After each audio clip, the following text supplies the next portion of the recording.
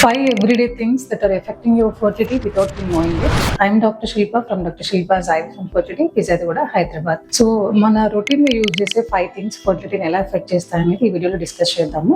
First and foremost air pollution. Air pollution వల్ల మన బాడీలో ఆక్సిడేటివ్ స్ట్రెస్ ఇంక్రీజ్ అవుతుంది. దీనివల్ల ఎగ్ అండ్ స్పర్మ్ క్వాలిటీ అనేది తగ్గుతుంది. And next plastics are everywhere. And మనం రొటీన్ గా యూజ్ చేసే వాటర్ బాటిల్స్ కానీ, ఫుడ్ స్టోరేజ్ చేసుకోవడానికి యూజ్ చేసే ప్లాస్టిక్ బాక్సెస్ కానీ, వీటన్నిటిలో బీపీ అండ్ థాలెట్స్ అనే కెమికల్స్ ఉంటాయి.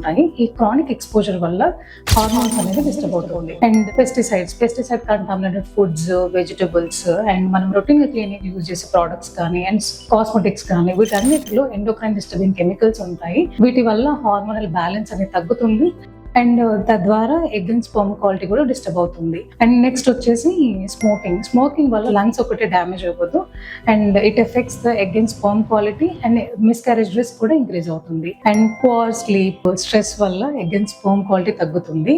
సో మనం రొటీన్ గా తీసుకునే ఫుడ్స్ కానీ అండ్ మనం ఉంటున్న ఎన్విరాన్మెంట్ లో ఉన్న ఎయిర్ పొల్యూషన్ కానీ ఆర్ ప్రాపర్ స్లీప్ లేకపోవడం వల్ల కానీ అండ్ ప్రాపర్ డైట్ లేకపోవడం వల్ల కానీ క్యుములేటివ్గా రిప్రొడక్టివ్ హెల్త్ పైన ప్రభావం చూపుతుంది. So you cannot control everything in your environment, but you can reduce your exposure and you can make your healthier choices. Thank you.